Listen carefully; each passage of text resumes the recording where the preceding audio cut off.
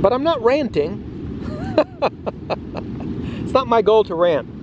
My goal is to just be genuine and be myself.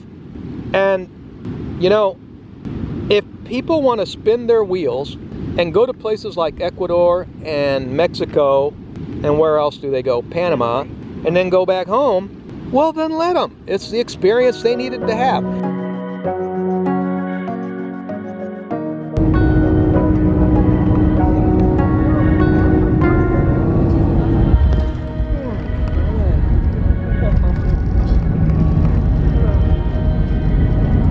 Can Americans live in Ecuador on Social Security? Why talk about Ecuador? Why are we still talking about Ecuador? Well, gee, we only gave about almost a decade of our lives to Ecuador.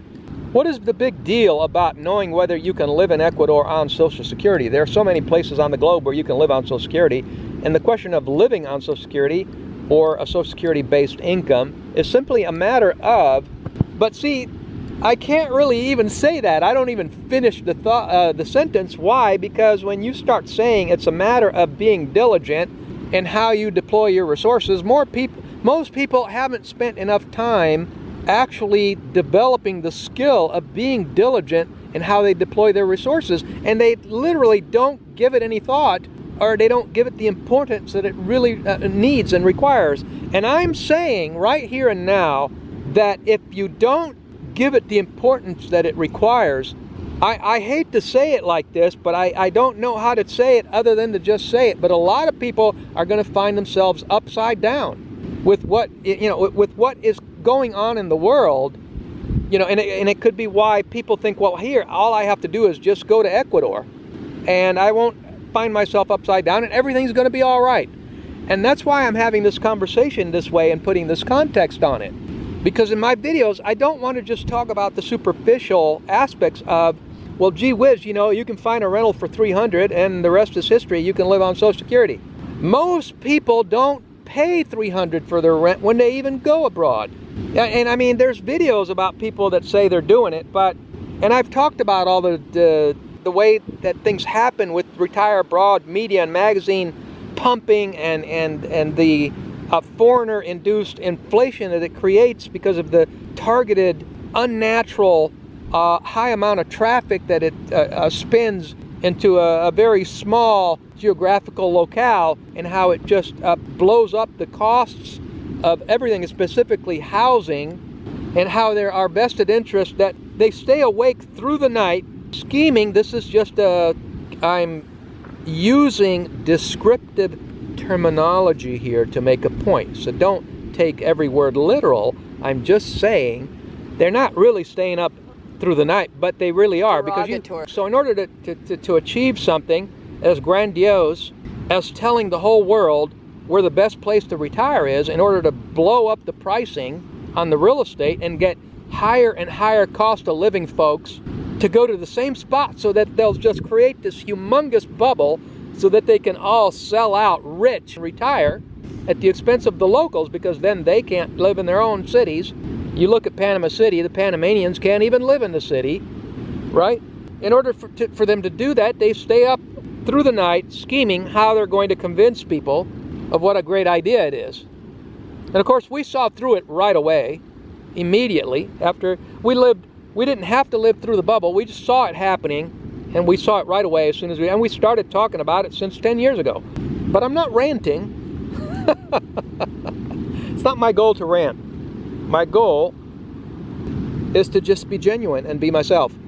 And, you know, if people want to spin their wheels and go to places like Ecuador and Mexico, and where else do they go? Panama, and then go back home, well, then let them. It's the experience they needed to have. But if you want to be successful and actually go there and enjoy the weather and all of the good reasons why you believe you want to be in a place, because in the end, this great earth has amazing qualities everywhere. It's just a question of what is it that touches you. You, meaning you. Each one of us has a different desire and a different I like cinnamon in my oats, and you might prefer something else. I don't know why anybody would want to put anything but cinnamon. Just kidding. But I'm just saying that that's the way life is. Our preferences are different. And like here in Baja, I absolutely love the dry weather here. And so, but you know, this great earth is enjoyable. Every part of this great earth is enjoyable to someone. But that's not all there is to consider. There is so much more to consider nowadays. And I am challenged at making videos where all they talk about is the superficiality of whether or not you can live in Ecuador on your Social Security check, which if you ask me, if you want to be successful, that would be the first ingredient, and therefore you would need to pursue the steps that are required to be successful in that endeavor. And as I've mentioned, there are ways to accomplish that in ways that appear to be the way to do it, but they clearly aren't the way to do it because they simply don't work. The segment of the expat population that it applies to the most is higher cost of living people. I've said this years ago, because someone in a higher cost of living with a higher income is used to, let's face it, they're used to a different level of existence. Now, that's debatable too, but that's a subject of a different video. But in general, as far as the American consumerist culture that I'm referring to, they do things in a certain way. And when you take that figure, that level of spending, let's say, and take it to a developing country, there's a dissatisfaction that is likely to set in slowly but surely, because now the mind is going to tell you, well, let's see, this is a great place and all, but gee, I could be in Florida at this price. And why would you want to be in Florida? Because after the honeymoon period, hint, hint, you start noticing all the flaws of your wonderful, amazing new coupling to your beloved country. And when you start noticing the flaws, you start realizing that the grass really wasn't any greener. And gee whiz, I guess if it would have been cheaper, we could have put up with it. But since it's the same price anyway, or close to it, why not just go back home? And that's what happens. It's a revolving door. And the bottom line of the revolving door is that all you do is you just end up making the place more expensive. There's always new people coming in and out. There's always new shills, new vloggers. And what's the easiest way to con a black man? Come on, you know the answer to this. And it doesn't matter whether you're black or white. You just get the corresponding shill, you know, and you're done. You know, you just get the right puppet that appeals to the right segment. That way you can lure in all of the population. You just got to line them up right. Can Americans live on Social Security? Part 2, because I've made a video and there's so much to say that I want to make another video. When we went overseas 11 years ago, we went to Ecuador.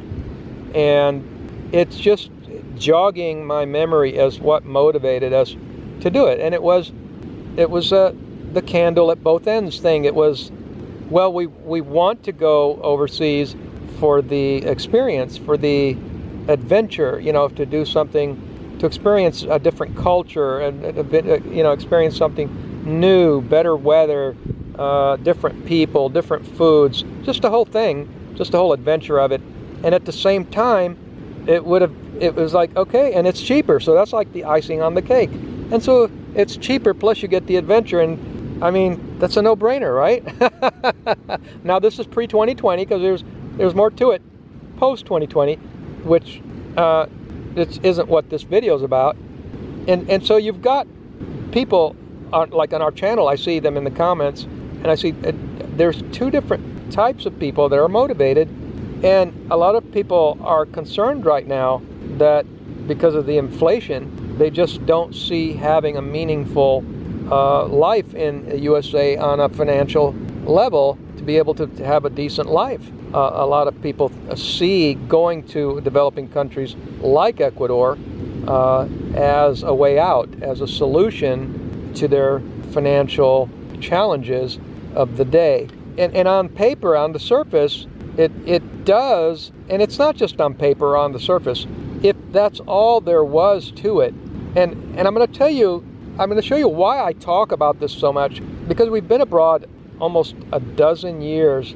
Our whole experience, I just realized when I made the first video, and I didn't just realize it, but I realized the more I think about this, how pervasive it is in our life. It's like this big, huge white elephant. It's the proverbial, not proverbial, but it's the typical white elephant in the living room thing. It's like, it's right there, and you can't, and it's in your face, and you can't avoid it.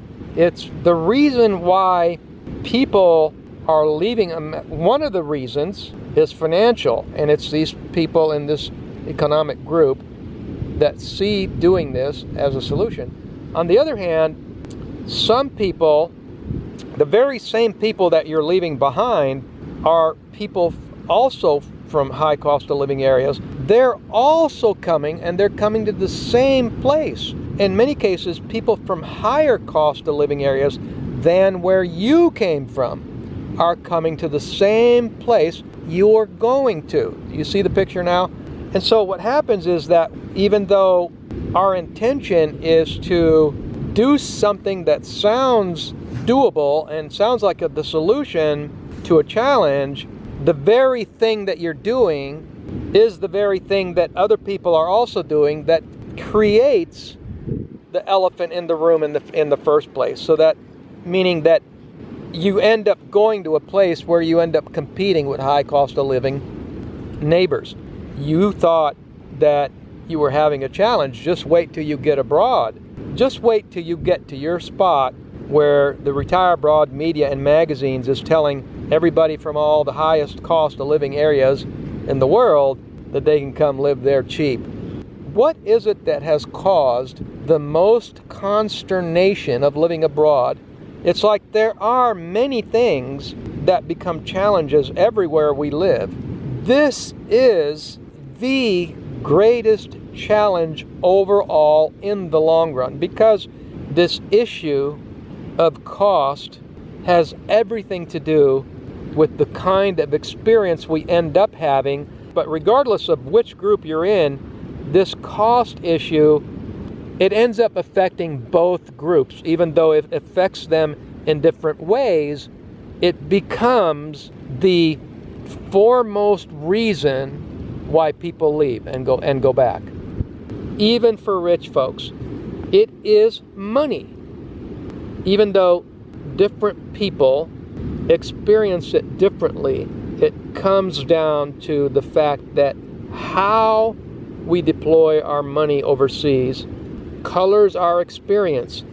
Either way, in both cases, for both scenarios, for both different people, it culminates in the people ending up leaving and going home. And I can say both instances. The first group, they call them financial refugees because they have to go back because it got too expensive. The other people go for luxury for less, but don't get it. I think that they're just not happy because, and so those are the two ways. In so many words, I didn't use those words, so thank you for those words, Angie. You're right. The richer ones go for the luxury for less, but they don't really get it. The luxury living, it goes beyond what your apartment looks like. Exactly. Your luxury experience is not just what your apartment looks like. It's the complete picture. It's everything. I have a different way of talking, and so with the both of us together, we can make the point more clear. And I used to say in my older videos that when you move abroad to the beach, you're not moving to just your apartment, you're moving to the whole city. Right. It's beautiful view outside your apartment. It's a great view, it's a great apartment, but you have to accept the whole picture. Everything. You know, and I think that people get the shiny object syndrome, I would call it. This great, wonderful apartment for so much less than it would cost in, name a high cost of living city. It doesn't matter. I don't want to sound like I'm picking on any of them. And so that's the whole thing. When we look back, when we reminisce about the whole 12 years we've been abroad, going on 12 years, and it's not just anecdotal, because we were fortunate to have be offering a service to expats, helping them move and find apartments for years, you know, in Ecuador. And so we got to meet and talk to a lot of people, and we, you know, and so we're quite active. Hundreds of people Hundreds of people we've talked to. And in the old days, like, I've got uncles that left Italy back in the day, and went to Northern Europe. You know, they integrated within the society. They got work in the society. They learned the language. They were part of the culture. They didn't do things the way things are happening now.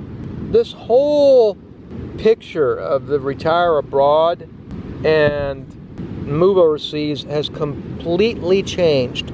The whole landscape, you know, in the last 15 years has become a clown show and a circus. It's been totally turned upside down, and it is nothing like the pioneers and the people in back in the day that went abroad, and the way things were, you know, prior to the internet, basically. And so the whole time we were in Ecuador, almost 10 years, we did live on a Social Security income. We even made a video how a family of 5 lives on $1,000 a month. That's what, almost 8 years old, that video. And even to this day, we would still be living on about $1,200 a month. And so we're still within that Social Security income. But we do it our way. And we set out to be successful at it, and we blog about it. Yeah, we've always given you a deeper view of going abroad than just the postcard. And a lot of viewers don't want that. They want the postcard. People want it. I don't think so. But the result of that is the landscape that I've just painted in this video, which I didn't paint the landscape, but I painted the video for you, and so you get a synopsis. And what else were you saying on our way up to the car? So the conclusion that one is likely to reach once they have all of the facts and all of the information, which they usually don't get all in one spot like in this video or in our videos, the conclusion they're likely to reach is that these RAMs, Retire Abroad Media and Magazines, are the scourge of the earth. Because, I will give you the reason, which I have given you throughout the video, because they entice naive would-be travelers, because they are would-be travelers. They haven't traveled before. The Europeans do more traveling than North Americans. Historically speaking, North Americans are not really well traveled, and therefore they become easy prey to Retire Abroad Media Magazines. And so the naive would-be travelers are enticed by the shiny object syndrome for the purposes of fulfilling the agenda of these RAMs. Retire Abroad Media and Magazine. All right, so I hope you got something out of that. Thanks for coming to the video. Have a wonderful day.